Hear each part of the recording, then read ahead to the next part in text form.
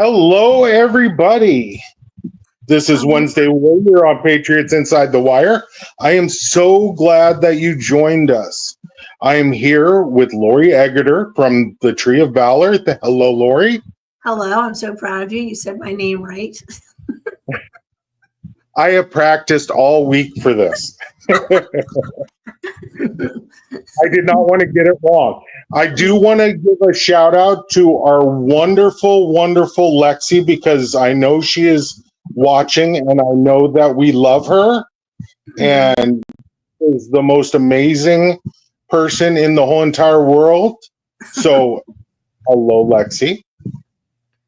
She is listening. Tonight we have a very special. What's that? Shout out to Tai as well. Thank you so much. Tai's right there. Let's pull him up. He's now serving in the U.S. Army as a combat medic. So he is a wonderful kid. Thank you, Lori. And of course, we have a very special guest tonight.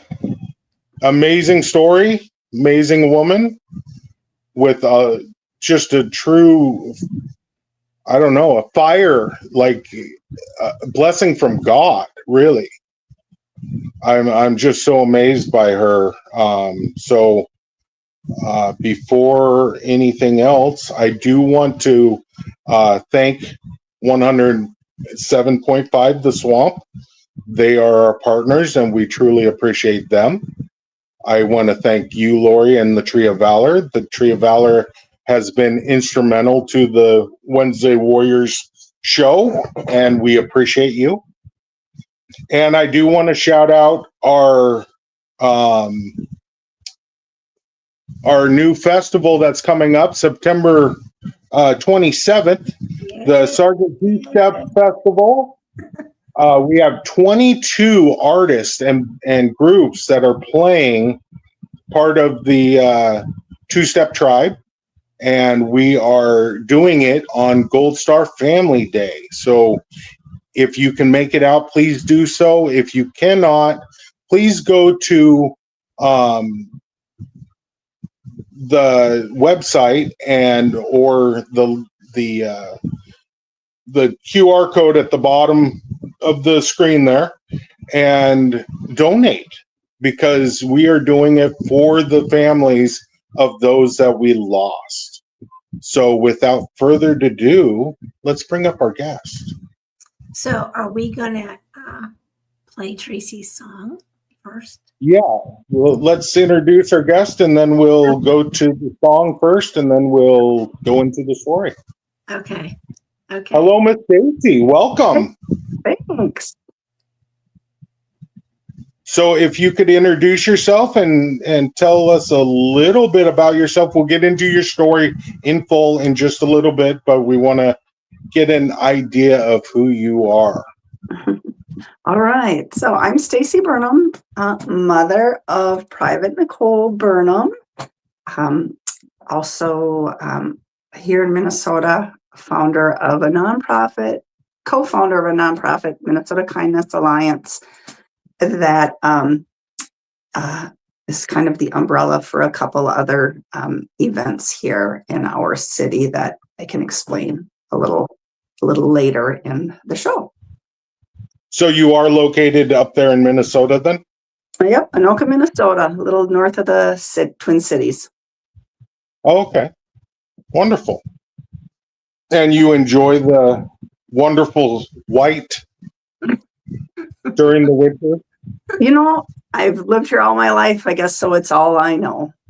So it is. But, winters are getting a little warmer here, and we aren't seeing as much snow as we have, as I remember when I was a kid. But there are some days that just really aren't so fun. But it's all good, don't you know?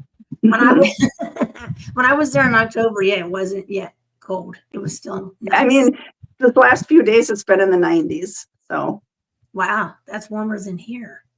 Well, I need to tell you, I actually, while my son was being raised, I tried to move out to Minnesota 3 times. And God said, no, don't do it. He made sure that my engine blew up in my car.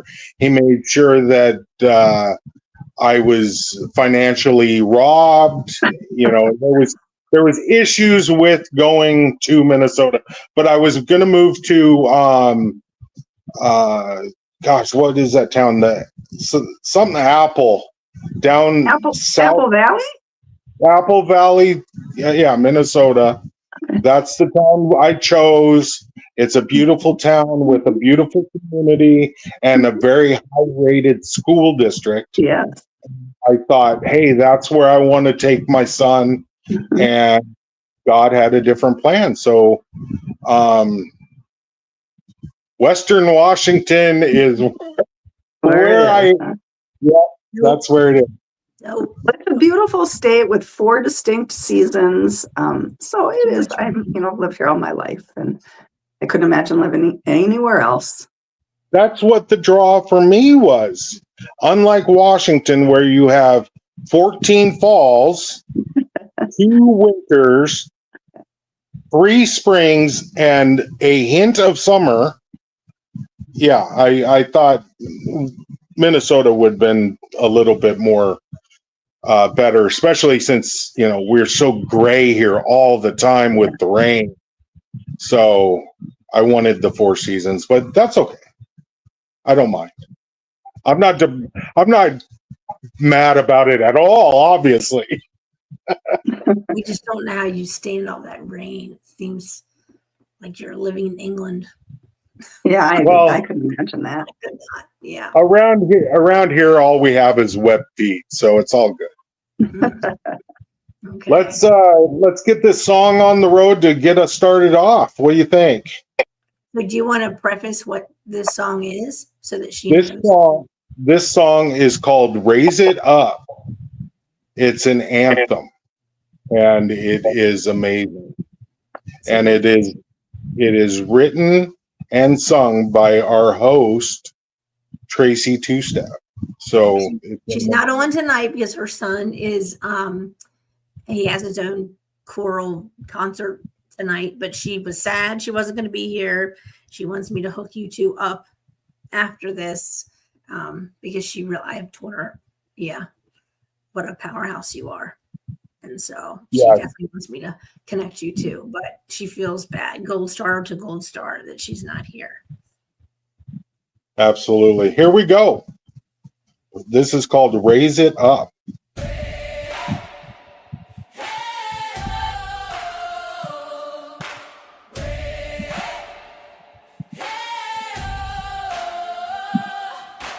Things could be stranger, but I don't know how.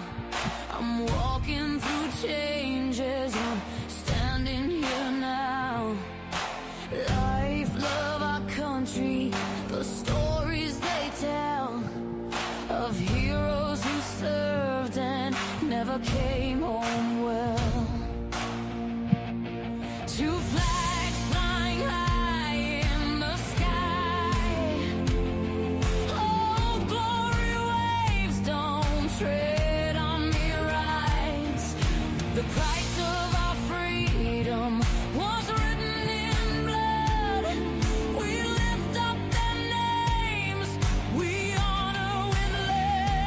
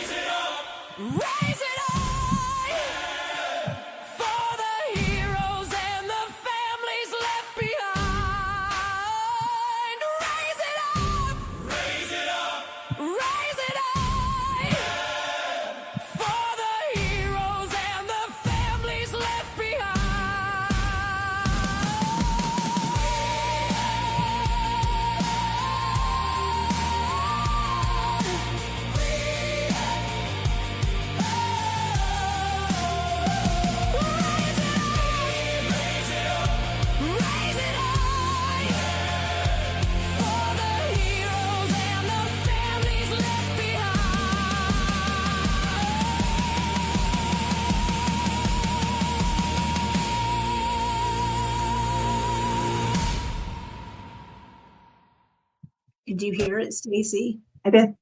Oh, Yep. good. Sometimes when I'm on my phone, I can't hear the Oh. songs. I'm so bummed.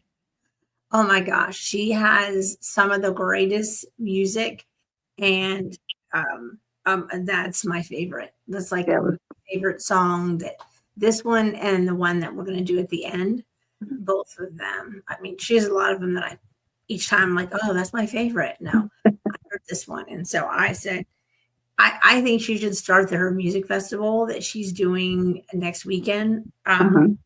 She should start it with that song. Yeah. Should be like the beginning of it or the end, first or the last. I don't know, but it just picturing like this whole crowd of people like clapping. So yeah, and she's her biggest mission, I think, in life is thinking about people like Nicole's siblings.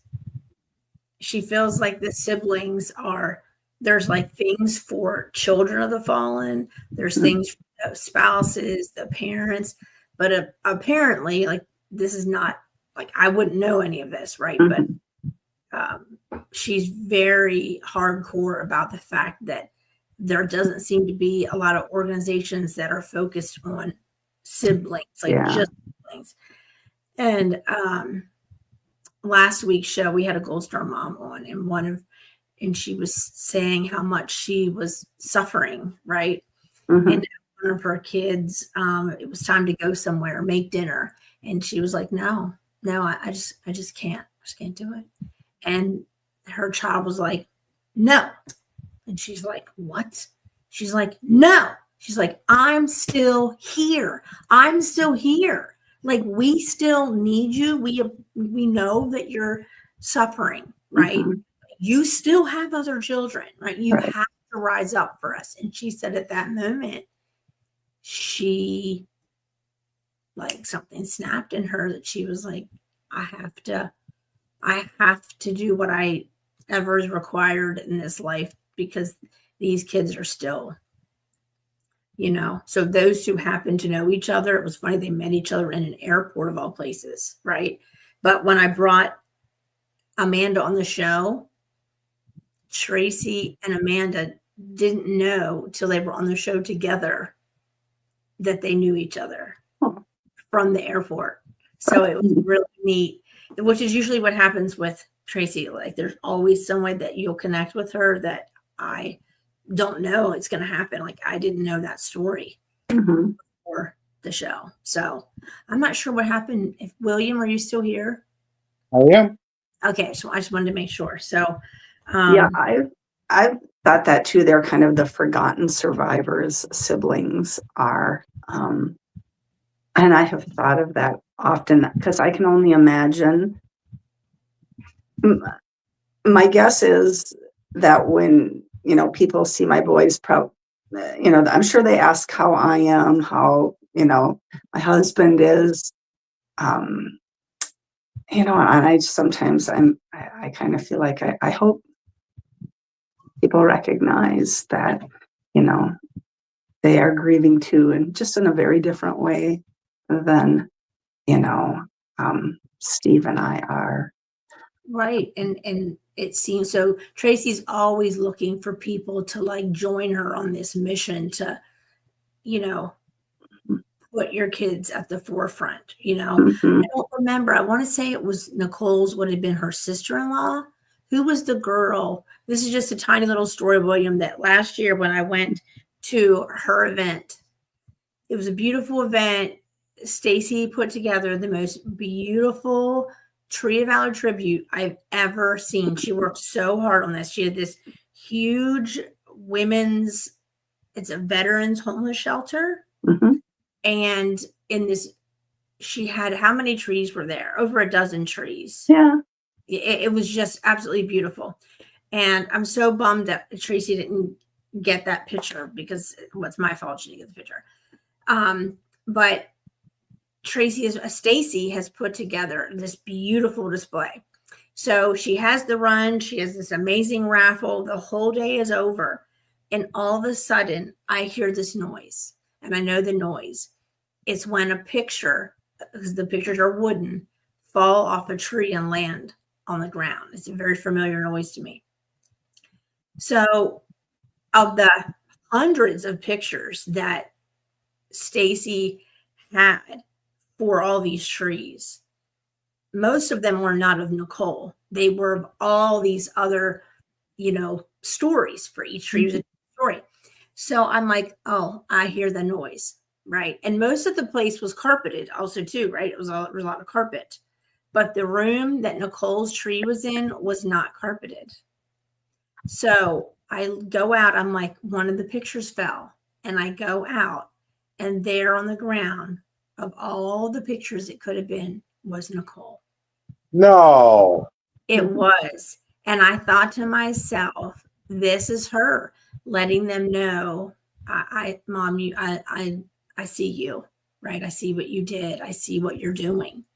And one of your, I think it was my daughter-in-law. I think it was child's wife, sobbing. Oh Yeah. gosh, she's like, she sees us. I mean, that's just not, I don't believe in coincidence, Mhm. right? I just don't. And I've seen that happen other times with other things. And now when it happens, a lot of times I'll let people know because, maybe something's happening Mhm. that I'm not privy to, but for Mhm. some reason, someone's reaching out to somebody else. Right. And that day it was definitely Nicole. Well, and I You know, think, I was talking to Amanda on the phone,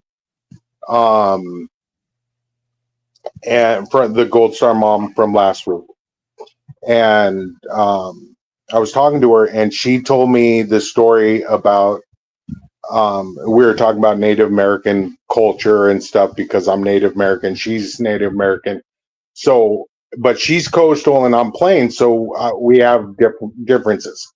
And she told me that when her son went through ceremony, which it means that you become an adult in the tribe, you get a spirit animal.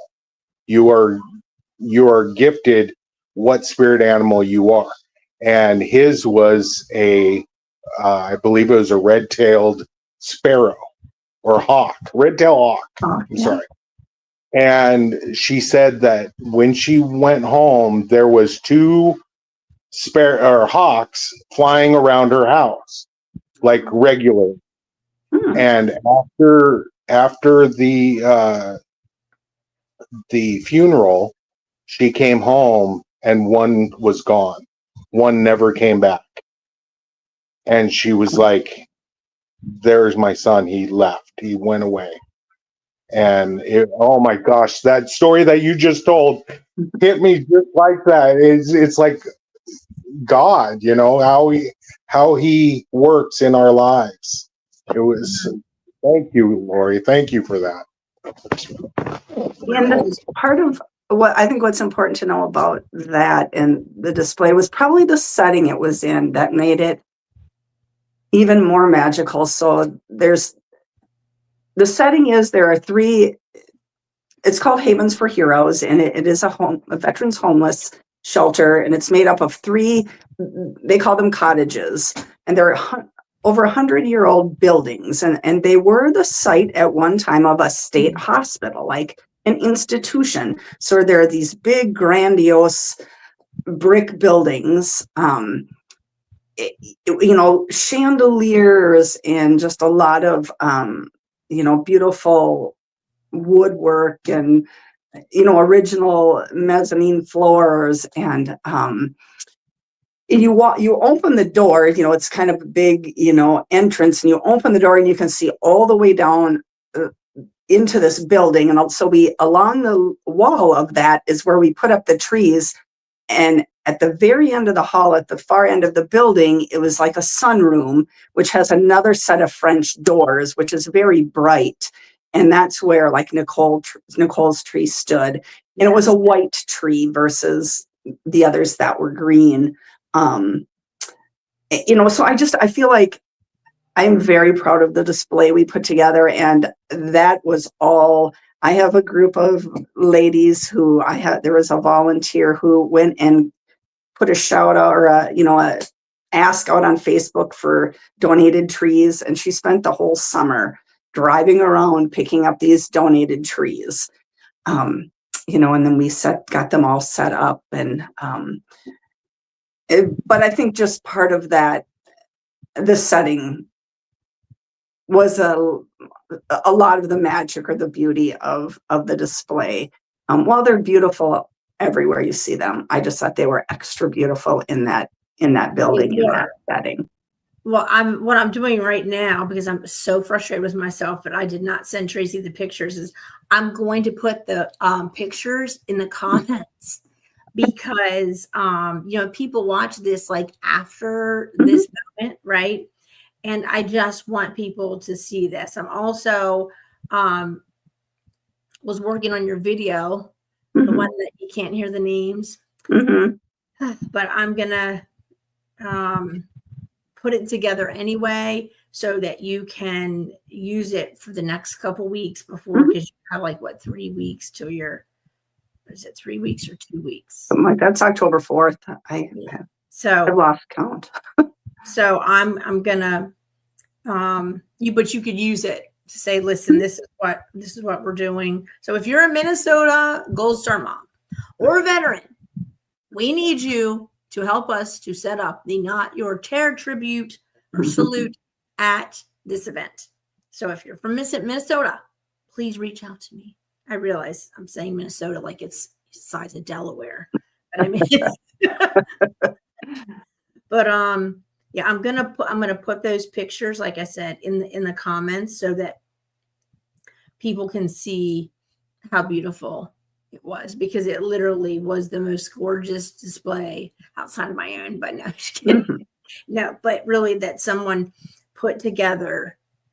It was a huge compliment to us that you put so much work into that, and we still talk about it all the time to people. So because you really should be proud of it, of what you did there with that.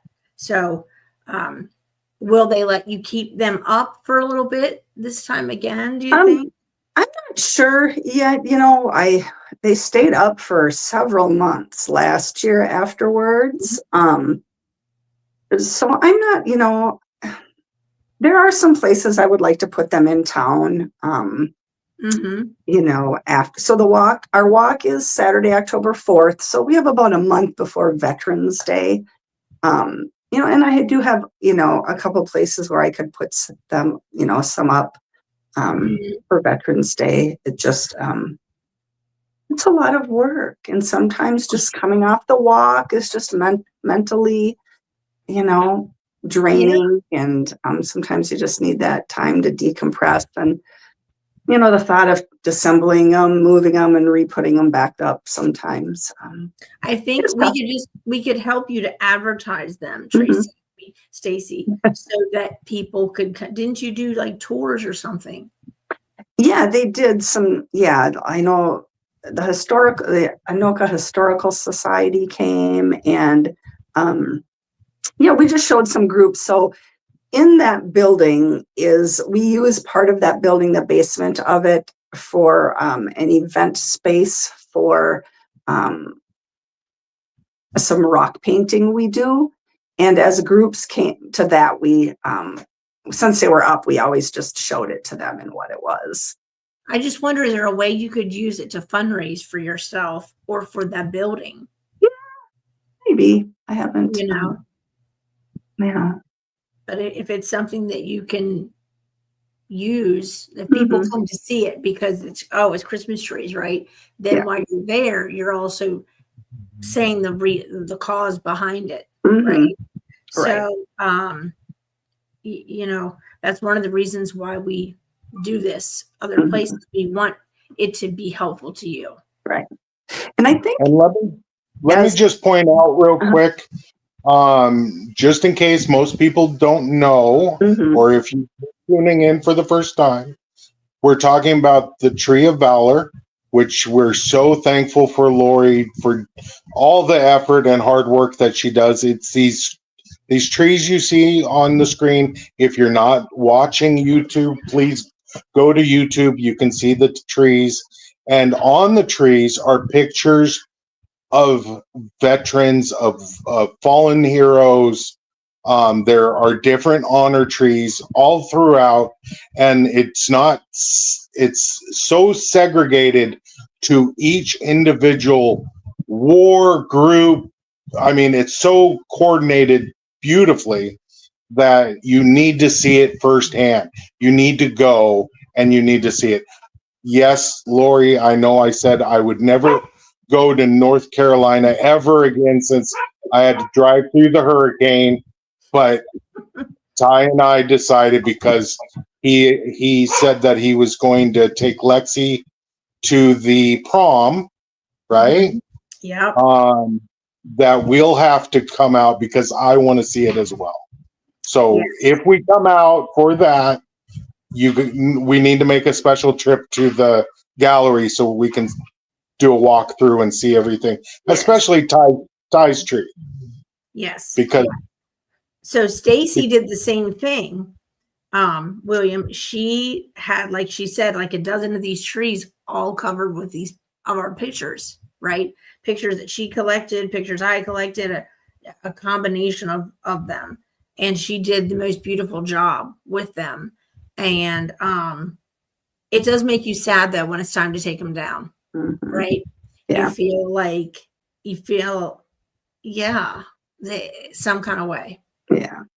So, And I think, even so, when I first, I'm not sure where I stumbled upon Tree of Valor, or if you found me, but when you're explaining it to somebody, it's these Christmas trees with pictures. Some people are like, okay, whatever. But it's not until you see them, like when I kind of was like, okay, I want this. I want to do this at the walk. And then that was before I'd even been to the gallery. And then I came out to the gallery, about a month before the walk. And then when I walked through it was just like, oh my gosh, like you do need to see it in person. And that's when I was just really like, we have to make this, we really have to do this. And we really have to do it up.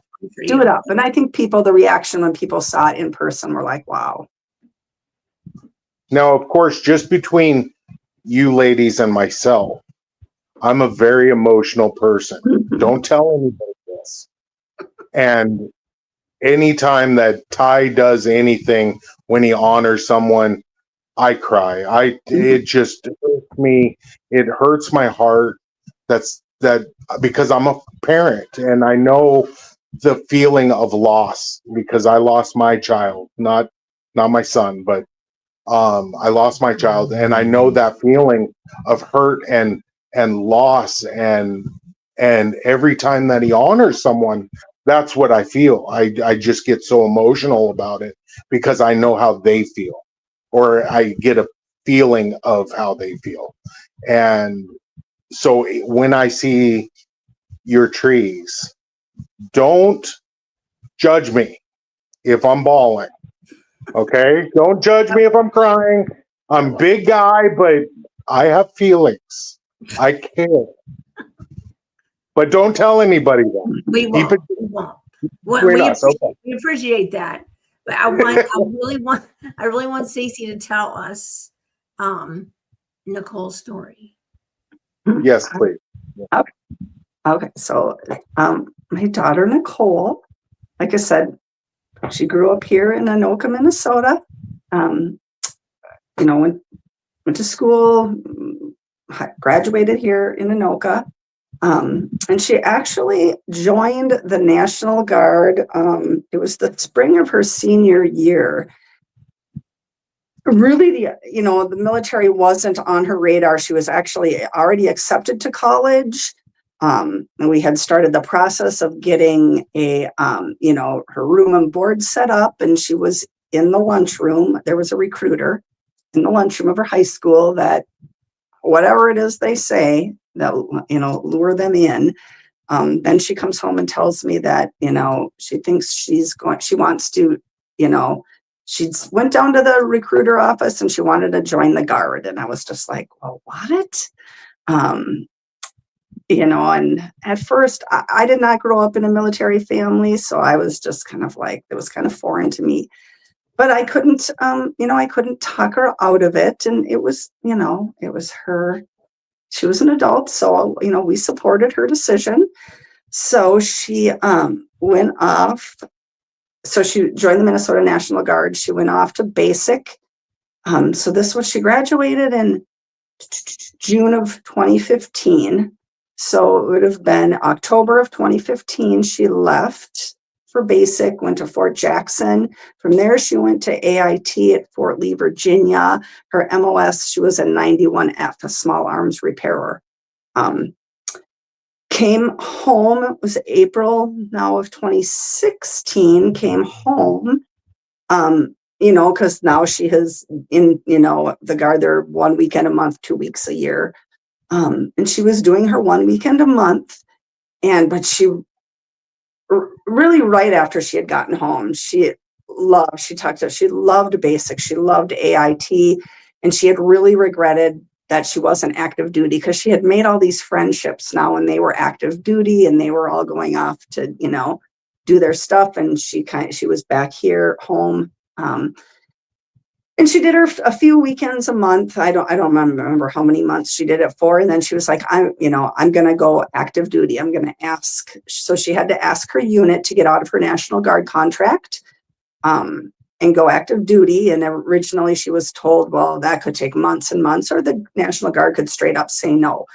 And that didn't happen. They told her, yep. And they, released her from her contract there, and she went active duty. I think her official active duty date was February 14th of 2017. Went active duty, and I distinctly remembered she, was like, Mom, guess where I'm going? And, I'm like, Hawaii, Alaska, she's like, no, Camp Casey, South Korea. And I was just like, ugh. But she was super excited. So away she went the beginning of April. She had a brief stop at Fort Leonard Wood.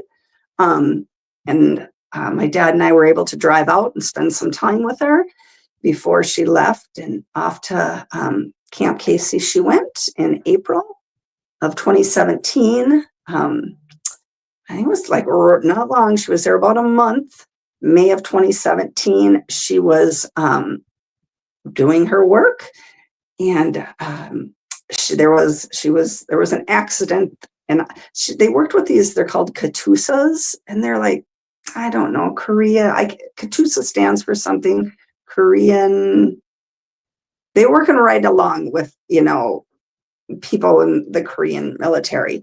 And they were working on a 50 cal, which, I don't know. I'm thinking I say a gun, it's not a gun, it's a weapon, but, I'm thinking some little thing, but, so I get a call from my son in the middle of the night. Have you talked to Nicole? I'm like, no. And he's like, well, I don't know, but she posted a picture with a bowl of ice and she said her finger was in it. And I was like, oh my gosh.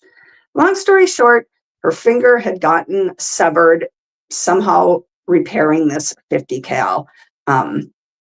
It was a Friday, so Fridays became Fingerless Fridays. And I finally got a call from her saying this happened. They did reattach it, did a very good job. And, she stayed there. I'm thinking, are you going to come home? And she's like, no, Mom, it's just a finger. It just heals. And I go about my business. So she stayed there in Korea. And in June, she had her first assault. She was sexually assaulted. And she filed a restricted report. She had another assault in September. She remained in the same barracks as her assailants. She was harassed. She was bullied. It was just a really bad time for her there. And I remember talking to her, and because she had asked for an expedited victims transfer. And it went on, and I kept saying, it's been a couple of weeks, it's been a month, it's been 6 weeks, it's been 8 weeks. What is taking so long? I don't know, Mom. There's nobody here I can ask. And I'm like, that just doesn't seem right. Like, can't you go to your leadership? Or, can't you go above, and no, you can't do that. I'm not from the military. I don't know. That seemed weird to me. And I'm like, is there anybody I can call? No, no, no. Well, finally, after 82 days, her expedited victims transfer went through. She was sent home here to Minnesota for a couple weeks. So I picked her up at the airport. And I mean, the first time I saw her, I was just floored by her appearance. She had lost a lot of weight, and her hair had thinned. I could tell it was the stress. And she was home. I let her. She didn't really talk much about it. I asked as much as I felt I could ask before she would. I don't want to talk about it. Kind of shut down. She did ask for a lot. Huh? When did you find out it had happened? I had found out about an assault. It was probably after the second one, because I didn't find out about the first one until after the second. She had already passed. Or I didn't, I guess, find out the details and about how bad it was.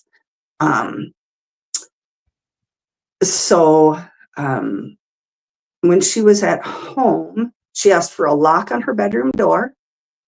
And, I was like, oh my gosh, you're at home. And she was like, Mom, you don't understand. And I was like, all right, I don't. You're right, I don't.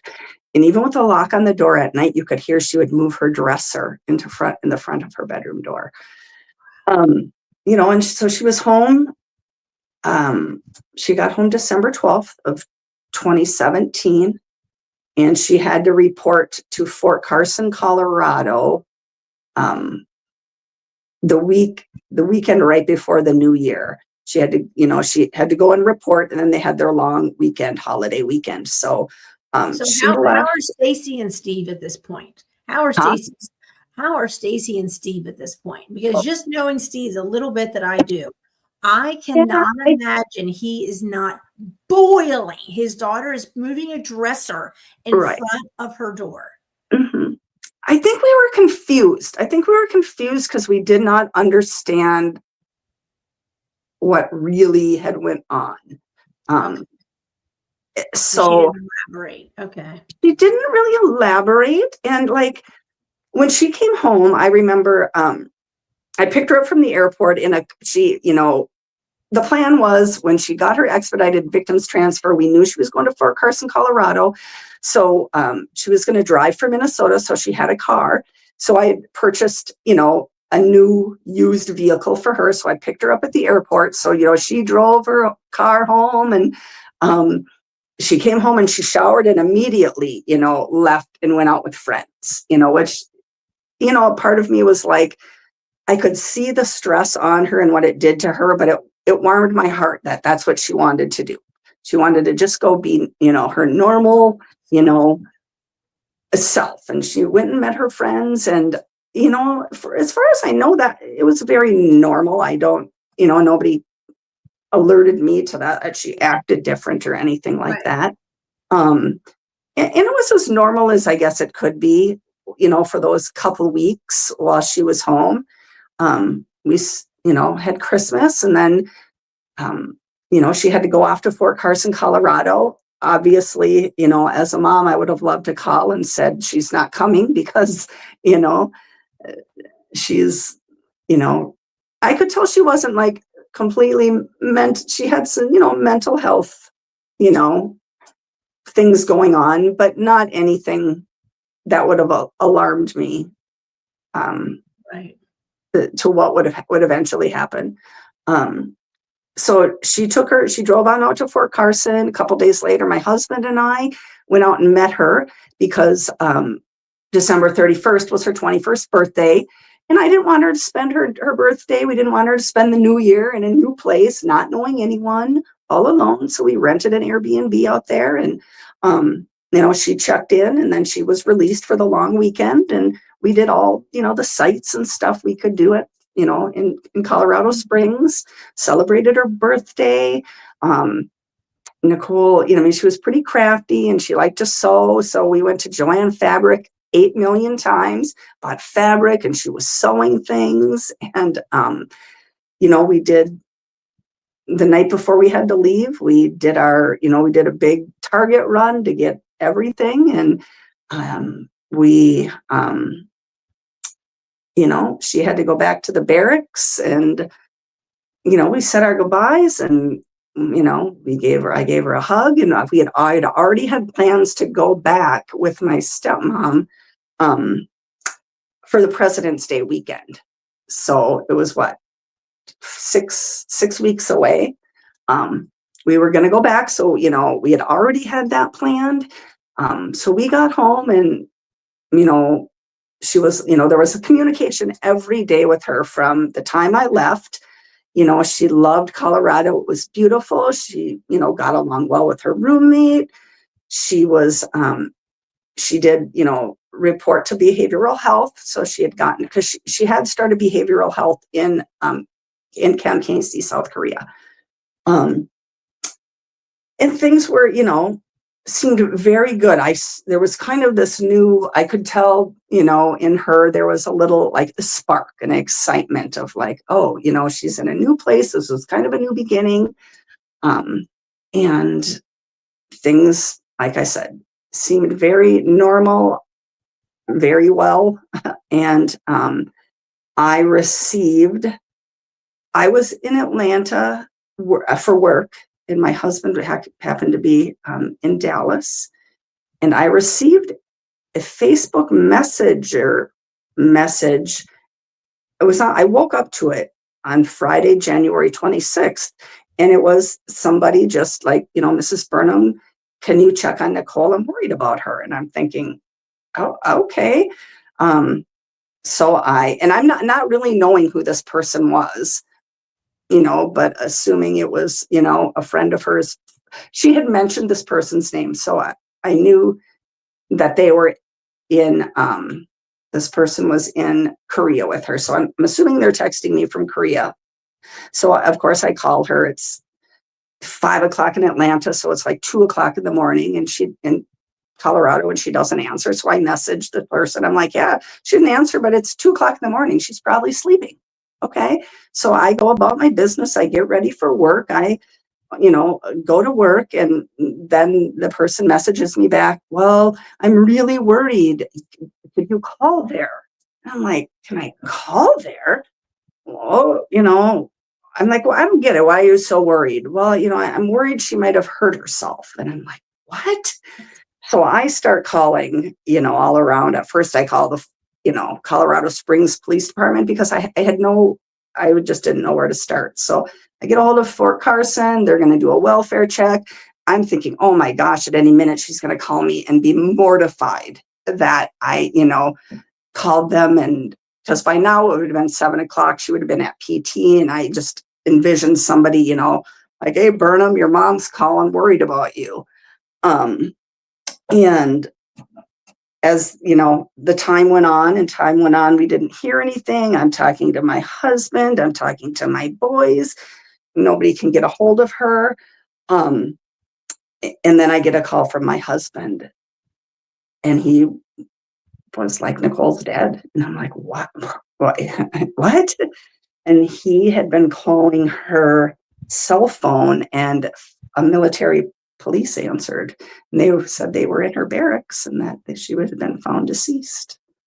And it just, like, from there, of course, obviously just was life-changing. And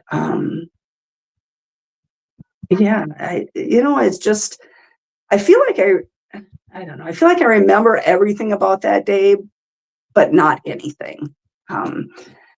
You know, I'm at work around all my coworkers, and it's been interesting in the time that it's been 7 years, because I'll ask people about it, and they'll be like, "Oh," I'm like, "I think I handled myself well." So they were just like, "Oh, you were a mess," and but yeah, you know, and then it just kind of went silent for a while. Of course, then I call Fort Carson, and they're like, "We can't confirm or deny." I'm like, "Well, what do you mean?" a military cop, answer the phone, and they were like, well, if your daughter's deceased, you will, a casualty assistance officer will, and a chaplain will come. And I'm like, to your house? I'm like, I'm not home. I'm out of state. My husband's not home. Well, they'll reach the next of kin. And so that is what happened. I'm like, please don't go to my house. I have a dog sitter there. Well, they sent somebody to where my husband and I lived. And of course, my dog sitter was there. They did reach our sons. Our sons had lived together at the time. So they did reach our sons. And then from there, we were kind of in communication. We let them know when we had landed in Minnesota and we were home, and they came and gave the formal notification to us. So can I have to ask this? So that horrible, knock at the door, Mhm. that whole business, right? Mhm. Are you saying, so they came, but y'all weren't there? So did they do that formal thing with your sons at their house? Yes. So evidently I was explained it was supposed to go down like a death notification. They're all they're supposed to go to and hit all next of kin like right at the same time. So that is how, so I couldn't call my sons couldn't call me. But that's kind of not how it happened, because we weren't, my husband and I happened to be out of state working. And because we had already known, obviously it was a botched death notification. Yeah.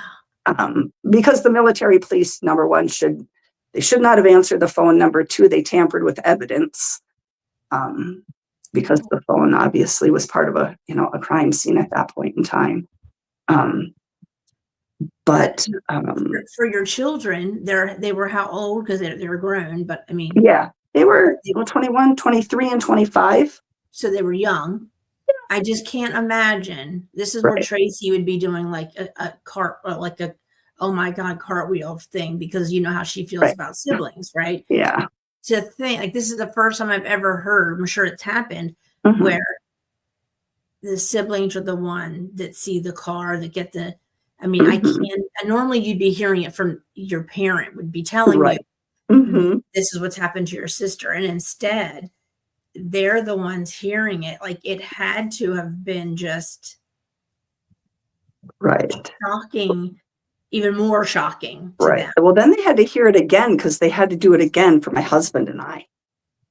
Come and give the, on behalf of the United States, the whole, I don't remember, it's like exactly like a movie, like you see it. They knock on the door, they're standing there with their hats, and the whole, it's like out of a movie.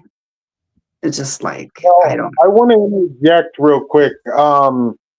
When you saw her, and I want to make a very clear point on this, when you saw her prior, during her birthday, her weight increased, her hair and skin looked a little bit better.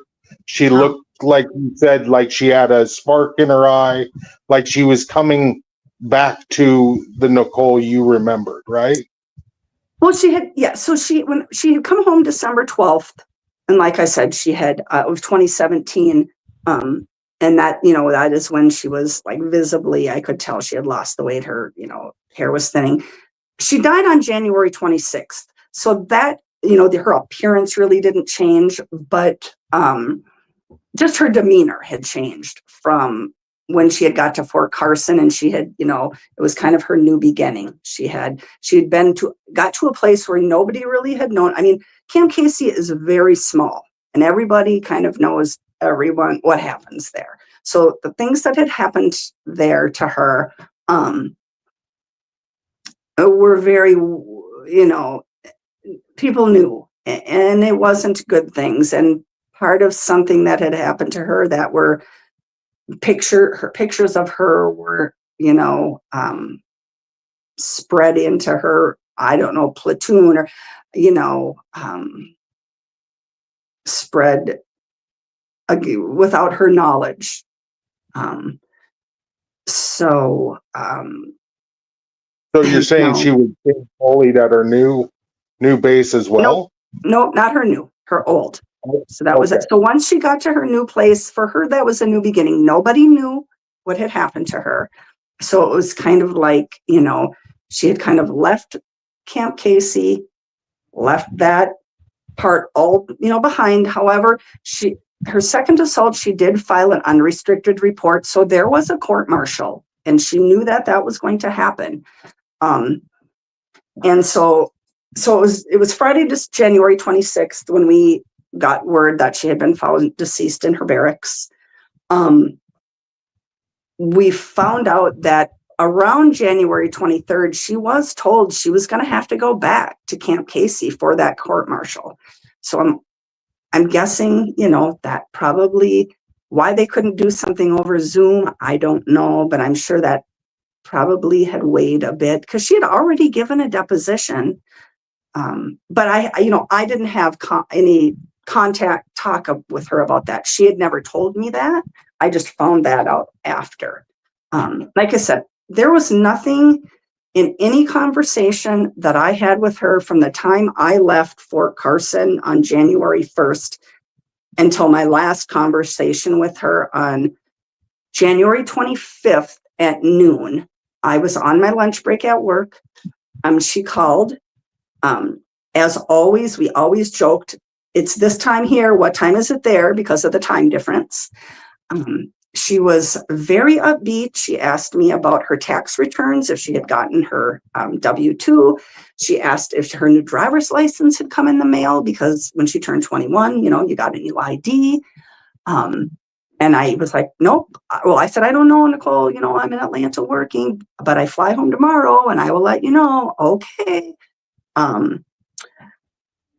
A very normal conversation. We ended with an I love you and I love you too. Literally, those were the last words I ever heard from her. And those were the last words she heard from me. And when I hung up, I distinctly remember thinking, she's having a good day. I mean, well, it wasn't unusual to say, I love you, the exchanging of the I love yous. We didn't do it every time. But we did it. So there was nothing that sparked it like, oh, that was a red flag. To me, it was like, she's having a really good day. She's upbeat. She told me she loved me. I loved her. And when I left, when we hung up that conversation, for me, it was just, there was a moment of like, oh, she's in a good spot. So when I find out 12 hours later that she is dead, I could not believe it. I was like, what do you mean? Like, this has to be a mistake. So yeah. So yeah, it just, that is her story.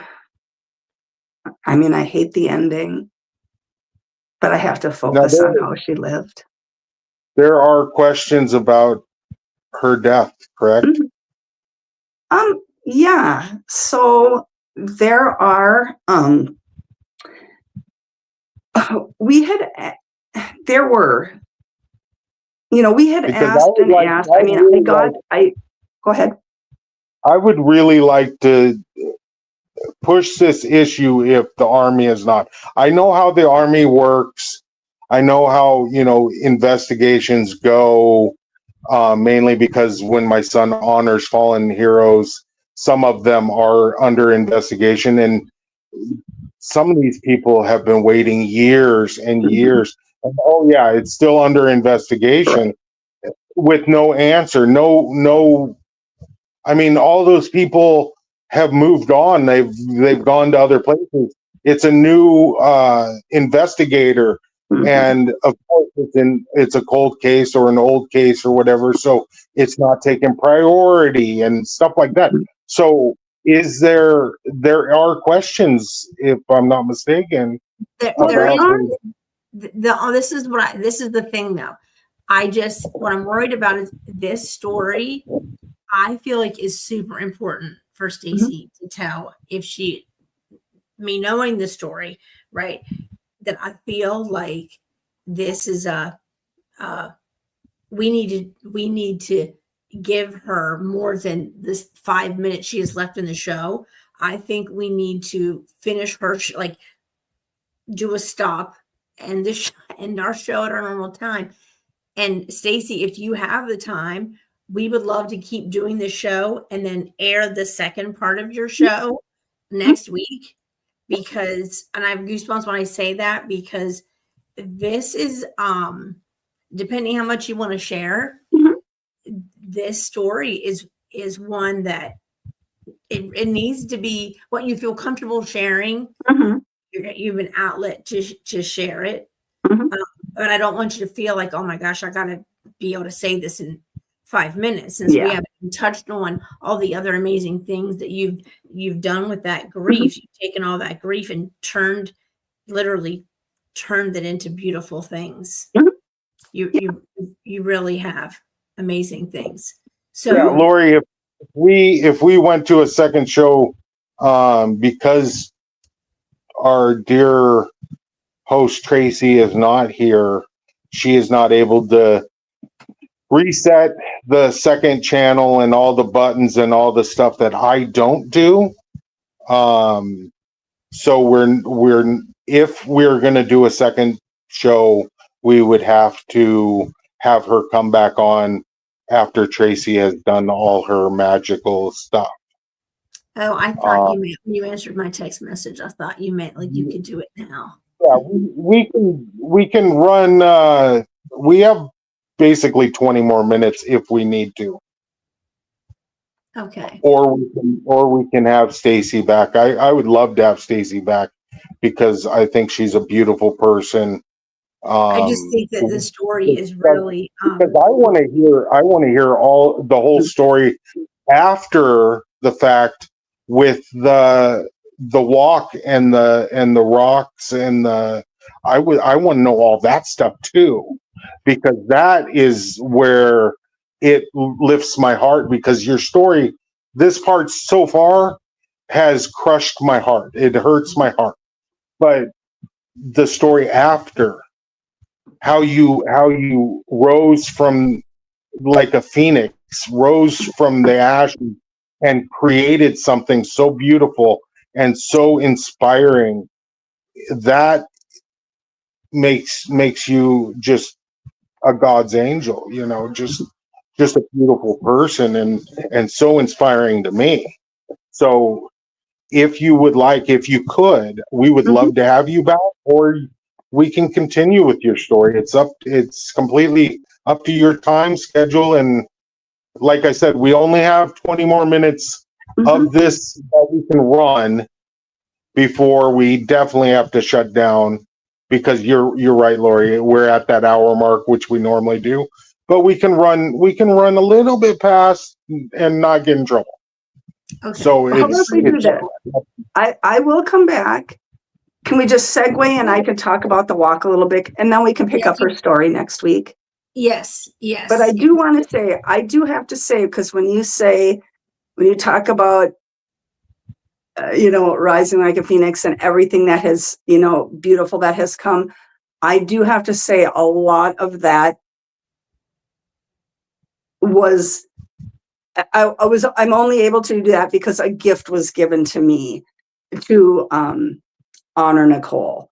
And that was the rock garden. And that was not started by me. It was started by a friend. And that was a gift to me. And then we have just gone with that. But so we do have a walk. It's called A Walk to Honor and Honor to Walk. It is always the first Saturday in October, because in Minnesota, that is a Veterans Suicide Awareness and Prevention Day. And our walk does start and end at Havens for Heroes in Anoka. It is the veterans, I hate to use the word homeless, but it's housing for veterans who are, displaced. The address is 3300 4th Avenue in Anoka. It is made up of 3 cottages. There is a men's cottage, a woman's cottage, and then a cottage that they are still working on. Oh yeah, there's the flyer. And the women's cottage has a beautiful sign in memory of Nicole. We have a raffle. We will have our Tree of Valor display up, food. We do a little program, posting of the colors, singing of the national anthem. I tell Nicole's story. A couple other speakers. What am I missing? Not your chair tribute. Huh? The chairs. Oh, You yes, said if we do the chairs. Yeah. And yeah, so it is, I started it. This will be our 6th one. So the first one was in 2019. And it is, it's just a way to honor her. And all that, I've obviously been in this space and met many families who have, lost their children, the way how Nicole died by, taking their own life. And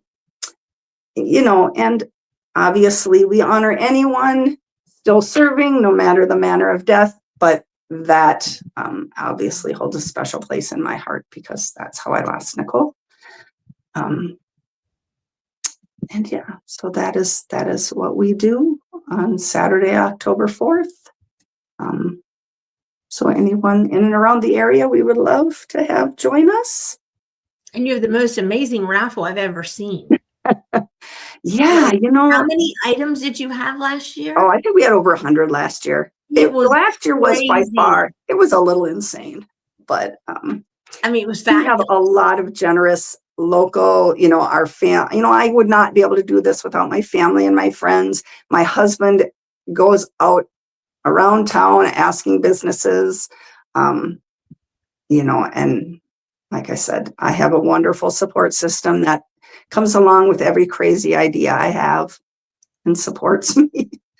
Oh, that's beautiful, though. And that's in Anoka, Minnesota, the first weekend of October. The first Saturday.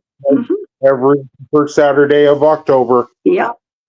If you're in Minnesota, if you're near Minnesota, or if you want to go to a beautiful state and see beautiful people doing beautiful things, Anoka, Minnesota, first Saturday in October every year.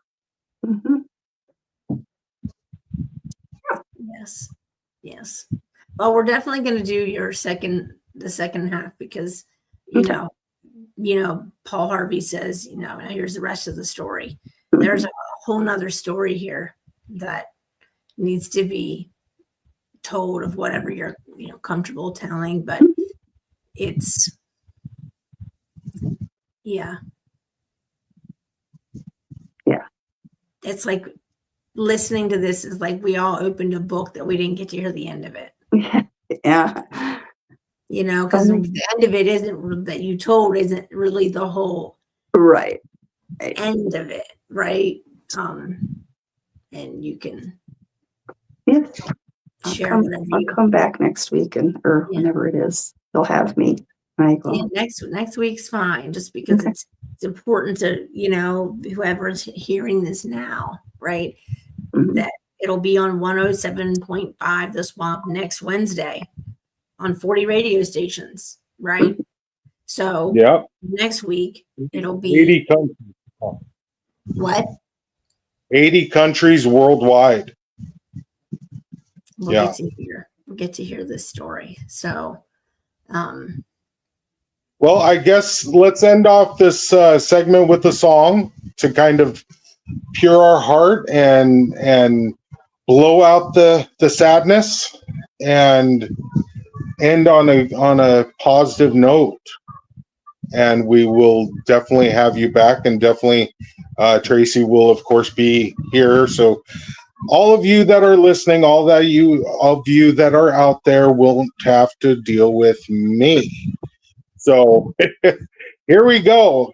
This song is called "Whisper to Jesus." It's a beautiful song. It's written and sung by Tracy Two-Step. Jesus, do you hear me as I whisper and look up to the sky? The clouds drift slowly, but they don't reply. I'm searching for a flicker, a spark in the gray, something to convince me they found their way. Please, Jesus, can you send me a sign, a nod from above to say we're fine? My heart feels heavy like a storm rolling in. Please, Jesus, tell me where to begin with whispers to you. Jesus, send me a sign. Jesus, please. There's a silence that feels longer today. Shadows dance where the sun used to play. I'm holding on tight, but the rope's wearing thin, hoping for a whisper cutting through the din. Whispers. Is everything as it should be? I don't know. The world spins fast, but my own feels slow. I'm trying to catch the rhythm of your tune, but I'm lost between the sun and the moon. Please, Jesus, can you send me a sign, a nod from above to say we're fine? My heart feels heavy like a storm rolling in. Please, Jesus, tell me where to begin with whispers to you. Jesus, send me a sign. Jesus, please.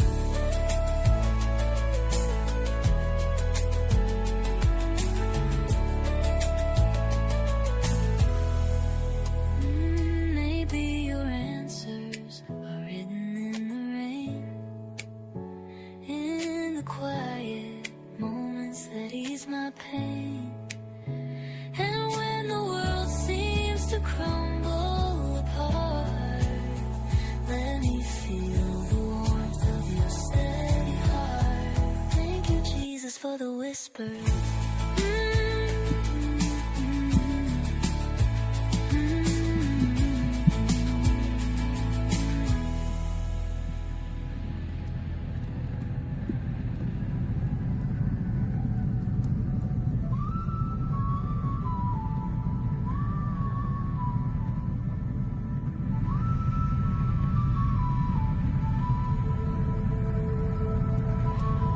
Maybe your answers are written in the rain, in the quiet moments that ease my pain.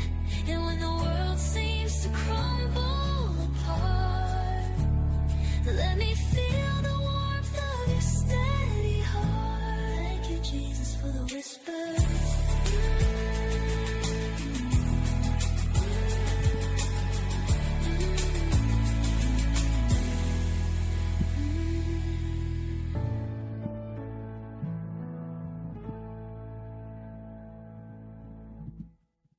Jesus, do you hear me as I whisper and look up to the sky?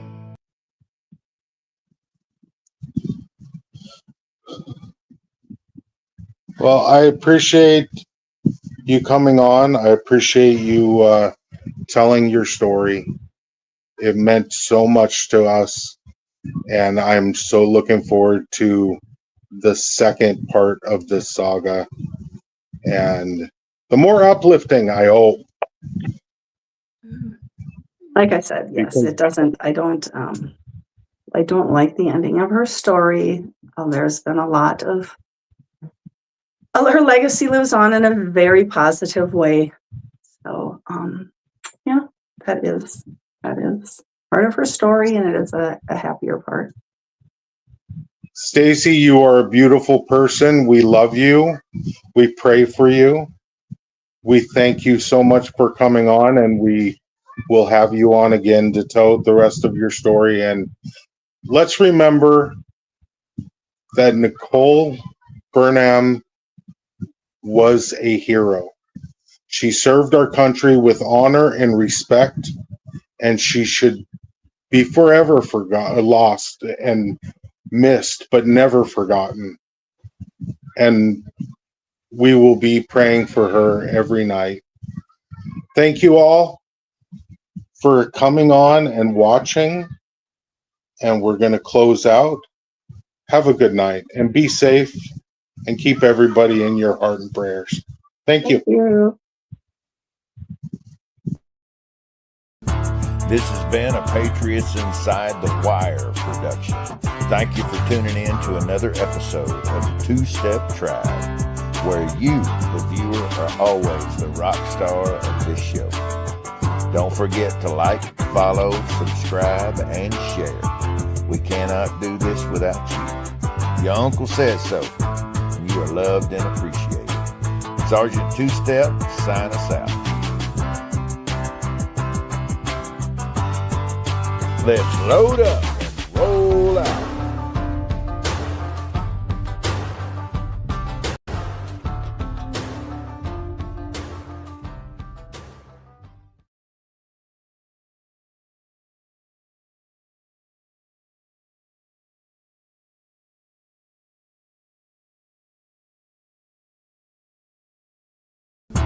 This has been a Patriots Inside the Wire production. Thank you for tuning in to another episode of the Two-Step Tribe, where you, the viewer, are always the rock star of this show.